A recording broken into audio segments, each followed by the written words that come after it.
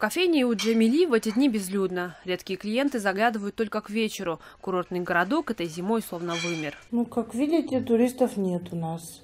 Никто пока не едет. Это, конечно же, напрямую связано с новым законом. Где-то недели 3-4 назад во французской газете вышла статья о том, что в Кыргызстан уже можно не ездить, так как этот закон, он неудобен. Ровно год назад в это же время от туристов здесь не было отбоя. Лыжная база работала в полную силу, все гостиницы были забронированы на месяцы вперед. Сегодня на популярный курорт не приезжают даже соседи. 16 января в Казахстане отмечают День независимости. Каждый год они приезжали на 5-6 дней, катались. Теперь они не хотят приезжать. Наши чиновники даже сами не знают, где делается эта регистрация. Оформить регистрацию в столице, Бишкеке, не намного проще. Месяц назад, когда закон об обязательной регистрации иностранных граждан, находящихся в Кыргызстане более 5 дней, вступил в силу, паспортные столы города просто не смогли принять такой поток людей. Почти никто из чиновников о новых правилах заранее попросту не знал.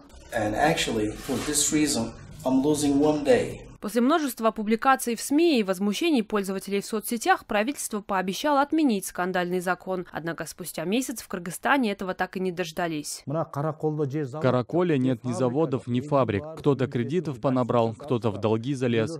Мы надеялись, что к Новому году приедут туристы. Обращаюсь к президенту.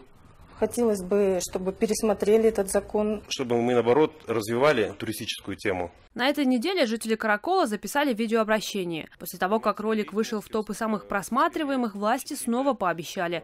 Новый миграционный закон будет отменен. Но даже если правительство сдержит слово, спустя какое-то время отмечаться в местных паспортных столах иностранным гостям все равно придется. Просто срок пребывания в Кыргызстане без регистрации увеличится до 2 месяцев. Они могут использовать коррупционные схемы. Потому что если при проверке любых регистрационных документов их у иностранца не окажется, ему придется платить штраф. Это готовит почву для коррупции в регионах, во всем Кыргызстане. Впрочем, хозяйка кофейни Джамиля согласна и на такое послабление. Без туристов, по словам предпринимательницы, в городе закроется отнюдь не только ее заведение. Дюпек Бегалиев, Васин Матамбеков, Улан Асаналиев. Настоящее время. Иссык-Кульская область. Каракол.